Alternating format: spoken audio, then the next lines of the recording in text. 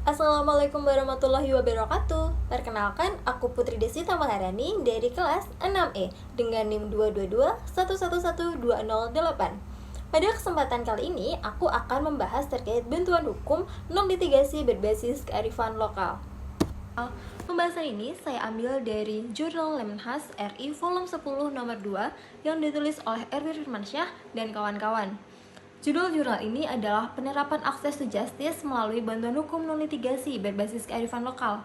Jurnal ini membahas bagaimana bantuan hukum non-litigasi, terutama dalam bentuk penyuluhan hukum, dapat lebih efektif jika menggunakan pendekatan berbasis kearifan lokal. Salah satu contoh yang dibahas dalam jurnal ini adalah bagaimana konsep ngayah dan trihita karana di Bali bisa membantu masyarakat memahami hukum dengan cara yang lebih dekat dengan kehidupan mereka. Sebelum membahas lebih jauh, kita harus memahami dulu apa itu bantuan hukum. Nah, berdasarkan Undang-Undang Nomor 16 Tahun 2011, bantuan hukum adalah jasa hukum yang diberikan secara cuma-cuma kepada masyarakat miskin yang menghadapi permasalahan hukum. Jadi, bayangkan ada seseorang petani yang tanahnya tiba-tiba diklaim oleh pihak lain dan tidak punya uang untuk menyewa pengacara. Tapi kalau dia diam saja, bisa-bisa tanyanya benar-benar diambil. Nah, dalam situasi seperti ini, bantuan hukum banyak menjadi penyelamat. Namun, banyak yang dari mereka tidak tahu bahwa mereka bisa mendapatkan bantuan hukum secara gratis. Bantuan hukum terbagi menjadi dua jenis, yaitu litigasi, yaitu pendampingan di pengadilan seperti pembelaan dalam kasus pidana dan perdata.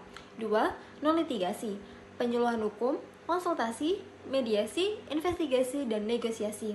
Nah, di banyak daerah Indonesia, pendekatan non-litigasi justru lebih efektif karena lebih mudah diterima oleh masyarakat. Dalam jurnal ini disebutkan bahwa pendekatan berbasis budaya justru membantu masyarakat lebih memahami hukum dibandingkan hanya mengandalkan jalur pengadilan. Coba kita pikirkan, kalau ada seseorang yang mengalami masalah hukum seperti konflik tanah di desanya atau tuntutan hukum yang tidak jelas, tapi mereka tidak punya uang untuk membayar pengacara, apa yang bisa mereka lakukan? Haruskah mereka menyerah begitu saja? Nah, di sini peran bantuan hukum menjadi sangat penting, namun faktanya banyak dari mereka bahkan tidak tahu kalau mereka bisa mendapatkan bantuan hukum secara gratis. Menurut penelitian dalam jurnal ini, bantuan hukum baik litigasi maupun non-litigasi belum sepenuhnya dirasakan oleh masyarakat miskin. Oleh karena itu, pendekatan berbasis budaya lokal dapat menjadi solusi agar masyarakat lebih mudah memahami hukum dan mendapatkan keadilan.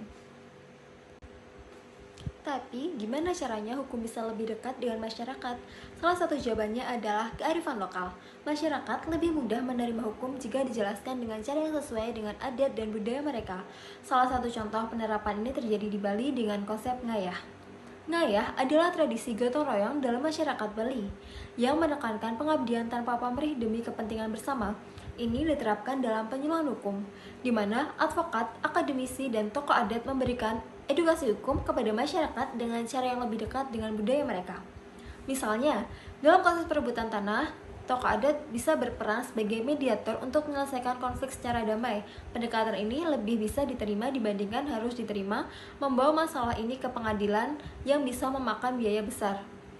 Jurnal ini juga menjelaskan bagaimana filosofi Trihita Karana yang menekankan keseimbangan antara manusia, Tuhan, dan lingkungan bisa dijadikan dasar dalam penyuluhan hukum. Dengan cara ini, masyarakat bisa lebih mudah memahami hukum karena dikaitkan dengan nilai-nilai yang sudah mereka anut sehari-hari.